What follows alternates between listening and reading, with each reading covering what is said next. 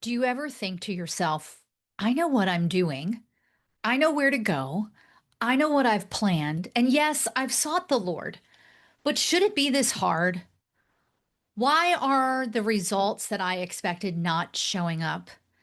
Well, in this episode of Redefining Hustle, Navigating Success as a Christian Woman, I want to talk to you about the lessons that we learn from the disciples being in the boat with Jesus and how even though there were fishermen among them with incredible expertise on the Sea of Galilee, that when the storms raised up, they were still challenged to let him lead, to navigate success with Jesus.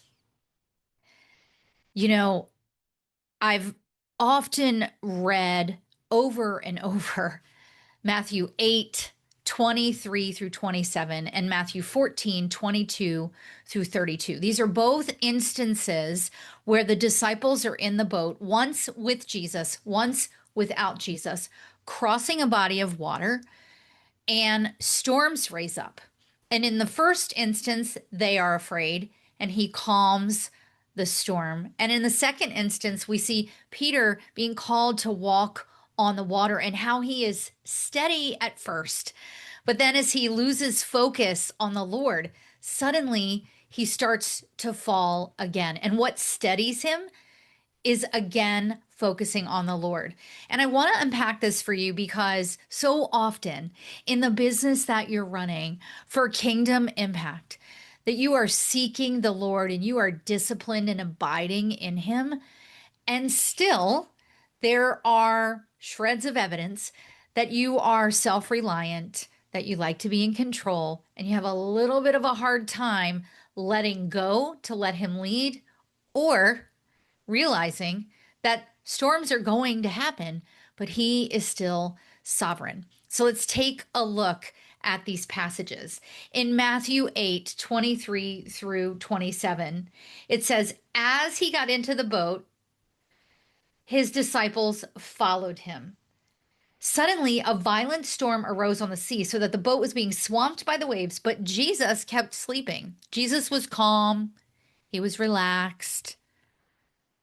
So the disciples came and woke him up, saying, Lord, save us, we're going to die.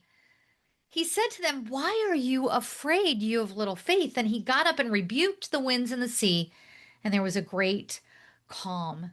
The men were amazed and asked, what kind of man is this? Even the winds and sea obey him. First, let us remember in our businesses, every part of our business, every to do list, every goal, every strategy is ruled by Him. It is to be laid at His feet and said, thy will, not mine, be done. And so, if the winds and the seas and the seasons and nature and creation obey Him, so will I.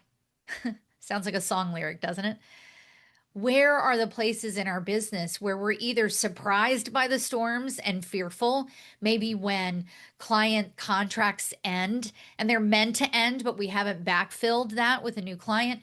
Maybe a client decides not to work with us. And even though hopefully you have contract language that describes what happens when a client terminates with you, we're still thrown into a tizzy as if our work, our conscientious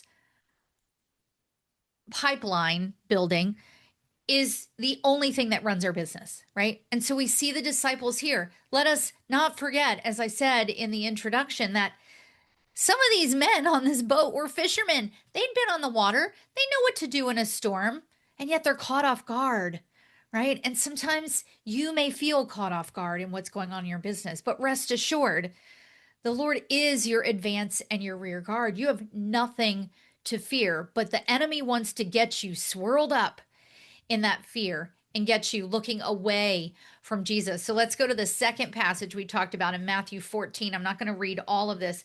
I just want to talk about this part. Meanwhile, the boat was already some distance from the land, battered by waves because the wind was against them. Jesus came toward them walking on the sea in the very early morning. When the disciples saw him walking on the sea, they were terrified. It's a ghost, they said, and cried out with fear. And immediately Jesus spoke to them and said, have courage. It is I. Don't be afraid. Let me stop there for a second. Jesus is always walking with us. We should not be surprised to look up and find him. But so often we look around and think, where are you? And yet he's here. In the famous poem, Footprints, there is two sets of footprints, and then suddenly there is one set of footprints. And the author says, where did you go? And Jesus says, my child, that's when I was carrying you. And hear the calm of his voice. He's saying to them, calm, be calm, have courage. It is I. And Peter, God love Peter. Peter's one of my favorite disciples. I resonate with Paul a lot as an ambitious woman, using my ambition in the wrong direction until I found Jesus. But I also resonate with Peter because Peter's like ready for the fight. Peter's like, oh, let me challenge you, right? Peter says, Lord, if it's you, command me to come out on the water. And Jesus, I imagine, I don't know, is like, well, come. It says come, right? And he climbing out of the boat, Peter started walking on the water and came toward Jesus. But when he saw the strength of the wind, he was afraid and began to sink. And he cried out, Lord, save me. Immediately, Jesus reached out his hand, caught hold of him, and said, you of little faith, why did you doubt?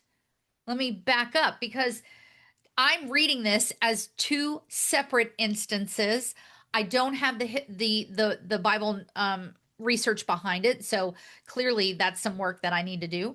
You know that I never want to take scripture out of context for you on this show, but I'm seeing this as two separate instances.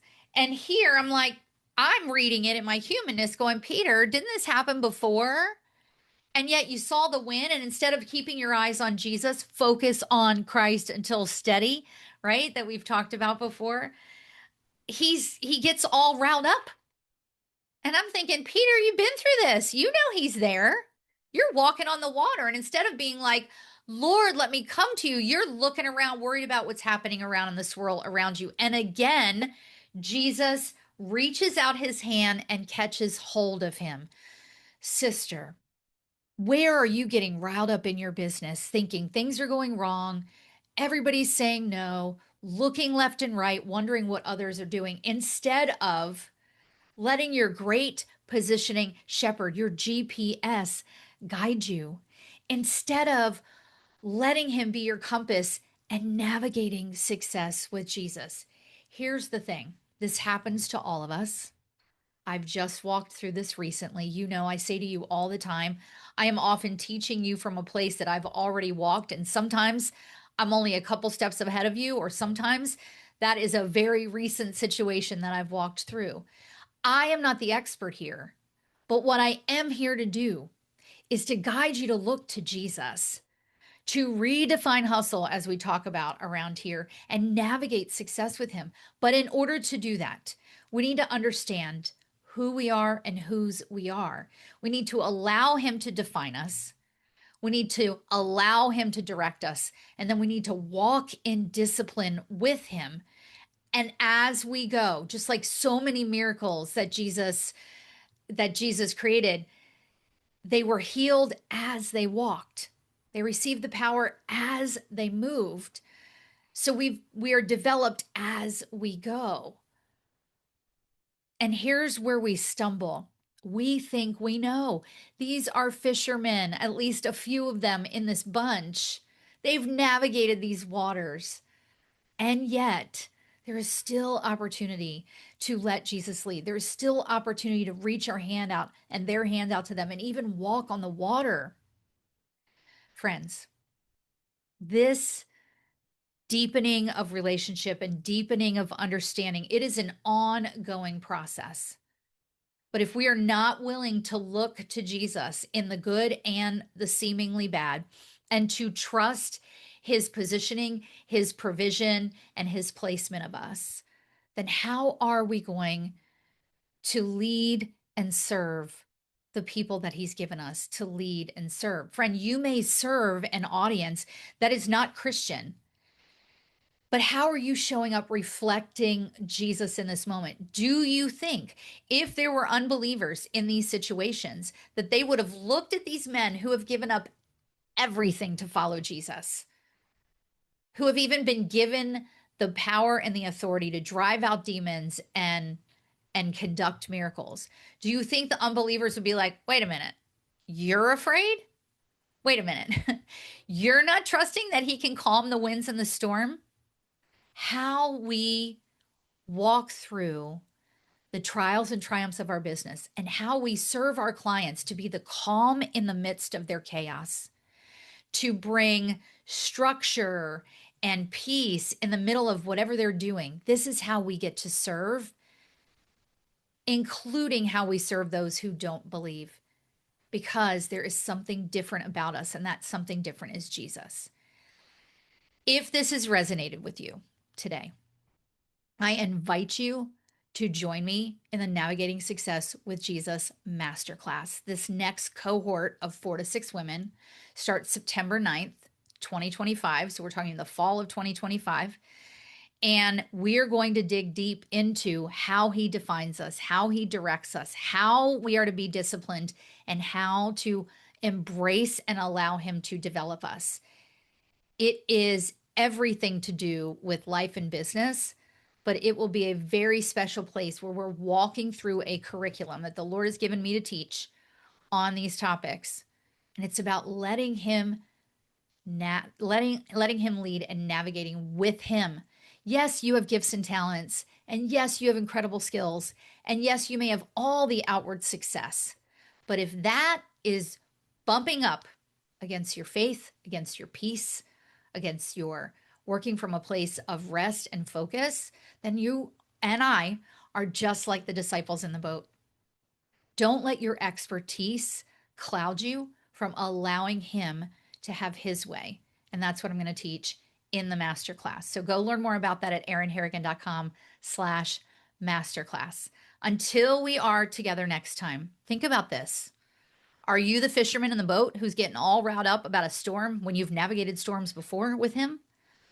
Are you trying to be in all the control? I'm so curious to hear from you. So please let me know. Shoot me an email at erin@erinharrigan.com and let me know how this podcast resonates with you. If you're not already on my email list, go do that. Details are in the show notes. Until we're together next time, remember, God made you ambitious, but he did not make you for business as usual.